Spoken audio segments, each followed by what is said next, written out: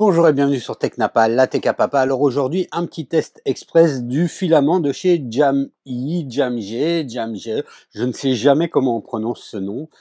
J'ai déjà entendu souvent Jamg, donc je vais rester sur Jamg.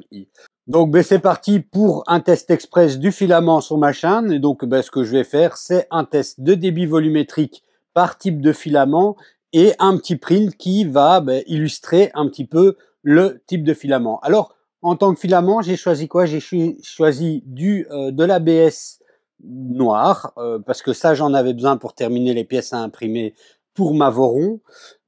J'ai choisi un PLA CF, parce que j'aime bien l'effet du PLA CF. Et j'ai choisi un High Speed PLA, parce que, avec toutes les machines qu'on a maintenant, c'est mieux de partir sur le High Speed PLA. Et j'ai demandé une couleur orange, parce que Technapa. Donc, on va déjà regarder un petit peu un mini unboxing. Donc, vous voyez, tout m'est arrivé comme ceci en un bloc. Je vais venir découper ceci.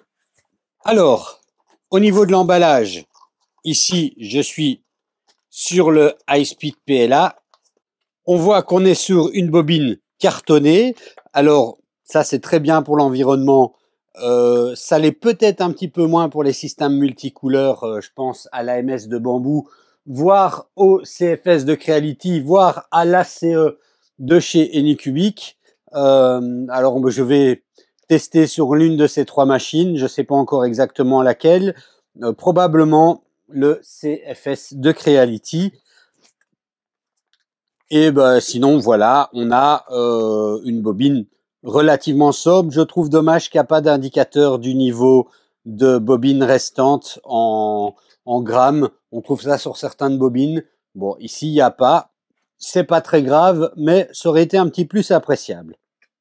Alors, dans le premier emballage, il n'y avait pas, mais dans le second emballage, on a un petit sachet pour venir refermer la bobine après utiliser pour conserver loin de l'humidité. Ça, c'est un petit plus. Alors là, c'est pareil. On a une bobine en carton. On voit que le format de la bobine, enfin le format, plutôt les décorations de la bobine est un peu différente, mais quand même toujours pas d'indicateur de niveau restant. Pour le reste, on va voir ça au test. Et enfin, la troisième bobine, ici, il y a quelque chose que je trouve bien, qu'on n'a pas retrouvé sur les deux autres, et ça, c'est dommage. Donc, on est sur un modèle de bobine comme la première. Ici, c'est l'ABS. Toujours pas d'indicateur du niveau restant. Mais par contre, on a un indicateur intéressant sur la bobine en elle-même. C'est les paramètres d'impression recommandés, en tout cas les plages de paramètres d'impression. Donc, ça, c'est bien qu'il l'ait repris dessus. C'est dommage qu'il n'y ait pas une cohérence dans la marque au niveau des bobines, mais c'est surtout le filament qui nous intéresse. Alors, je ne sais pas c'est tombé de quel paquet, mais il y avait dans un des paquets ce petit truc qui en fait, ça sert à quoi? Ça sert à venir frotter le filament en cours d'impression. Donc, on vient mettre notre filament là-dedans, et quand il extrude, il se frotte, ça évite les poussières sur le filament. C'est sympa d'avoir mis ça avec, mais je n'ai pas fait attention, il est tombé de quelle boîte. En tout cas, il n'y avait pas ça dans toutes les boîtes. Bon, alors pour faire les tests de débit volumétrique maximum, d'habitude j'utilise Orca. Ici, je vais utiliser l'AK2 de Creality, et comme le Creality Print, le nouveau Creality Print est basé sur Orca, on retrouve les outils de calibration, ce qui est très très bien, et on en retrouve même d'autres en plus. Donc je vais venir ici dans calibration, faire un max volume flow. Et on a ici une plage, donc la vitesse volumétrique de départ, 5 mm3 par seconde. La fin, je vais mettre plus, je vais mettre 30. Le step de 0,5 et le plateau chauffant à 50, ça me paraît très très bien. Il va générer un petit modèle comme ceci. Je l'imprime et on regarde ensemble sa vitesse volumétrique. Alors évidemment, je viens bien imprimer avec le bon filament dans le CFS. Et c'est parti! Bon, alors voilà, ça c'est bien imprimé. Donc j'ai mis 30 en vitesse volumétrique maximum pour le test. Et j'ai beau regarder, Je ne vois vraiment pas de zone où ça s'est dégradé. Donc, on dirait qu'il les encaisse, hein, les 30. Bon, manifestement, il l'appelle pas HSPLA pour rien, puisque il encaisse en tout cas une vitesse volumétrique maximum assez importante, puisque là, à 30, il a quand même toujours pas de défaut. Je vais imprimer quelque chose avec. Par contre, petit point, je vais pas l'imprimer avec l'AK2 de Creality. Pourquoi? Parce que j'ai eu du mal. Ça s'est bloqué plusieurs fois dans le CFS, la bobine en carton, hein.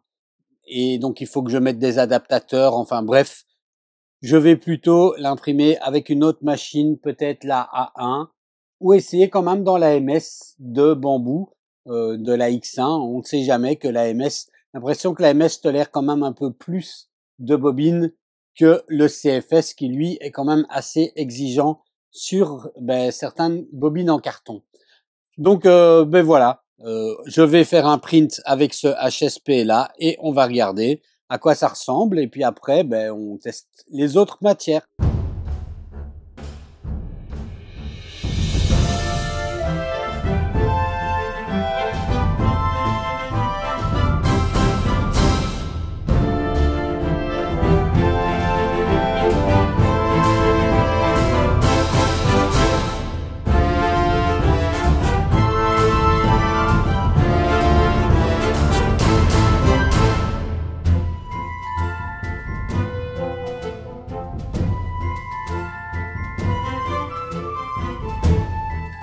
Bon, alors ça c'est imprimé, hein, c'est déjà ça.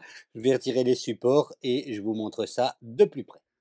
Bon alors pour la petite histoire, hein, donc vous voyez c'est quand même vraiment propre. Pour la petite histoire, elle est imprimée sur la bambou mais avec une buse de 0,6 avec une hauteur de couche de 0,18 et ça donne quand même un super résultat parce que j'avais bouché avec un autre filament ma buse de 0,4 et j'ai pas encore eu le temps de déboucher ça. Mais donc voilà, plutôt propre, je suis assez content avec ça. On va passer maintenant avec le PLACF. Bon, et au passage, vous vous en êtes probablement rendu compte, mais aucun problème avec la bobine carton dans la MS de chez Bambou, alors qu'avec le CFS de Creality, c'était pas top. Donc voilà pour la petite info. Bon, alors voilà, pour le débit volumétrique du PLACF, j'ai utilisé la bambou A1. Pourquoi? Parce que quand j'ai voulu lancer dans la MS de la X1, ils m'ont dit « Oh, attention, c'est du PLACF, tu vas foutre en l'air la MS, ça va pas, va y avoir des morceaux qui vont rester coincés partout, ah, fais pas chier. » Bref, ils déconseillaient d'utiliser le PLACF avec un système multicouleur. Donc, je l'ai utilisé sur la A1 qui ici n'a pas de système multicouleur. Et je vais regarder un petit peu le débit volumétrique maximum avec ce filament. Avec la lumière, c'est pas toujours facile à regarder, mais je dirais que j'ai 24 mm de hauteur acceptable. Alors, si je prends le départ, enfin la formule, hein, donc je rappelle, c'est le départ plus, entre parenthèses, la hauteur mesurée en millimètres fois l'intervalle. Donc ici, j'avais un départ à 5 millimètres cubes par seconde. J'avais une intervalle de 0,5, ça me fait donc 5 plus, entre parenthèses, j'avais dit 24, je crois. Donc ça fait 5 plus 12, ça fait 17 la vitesse volumétrique maximum. Et donc je vais reporter dans les paramètres de mon slicer 17. C'est pas exceptionnel, mais en même temps avec du PLACF, c'est pas anormal. Et maintenant, on va continuer sur la A1 pour faire un petit print qui va bien avec ce filament. Bon, là encore, hein, aucun problème d'impression. Je vais quand même retirer les supports et puis on va le regarder de plus près.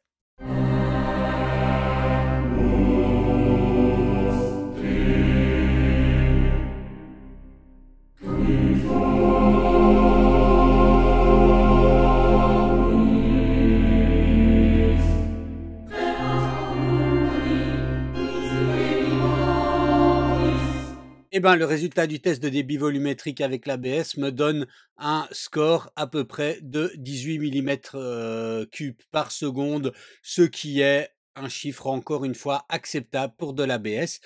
pas celui qui encaisse la plus grande vitesse du monde, mais en tout cas quelque chose d'acceptable. Donc je vais faire un print qui illustre un petit peu l'ABS.